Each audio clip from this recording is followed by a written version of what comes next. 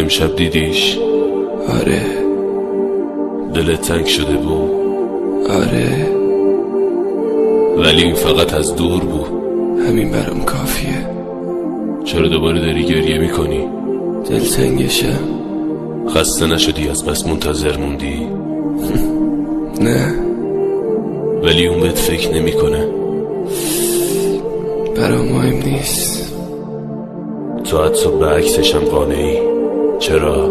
نمیدونم. اون کنار یکی دیگه خوشه. خوشیش آرزومه. تو دیوونه ای؟ آره، دیوونه یا اون. کاش اونم تو را اینقدر دوست داشت.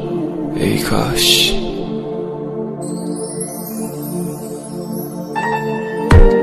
صدا تو بیار پایین.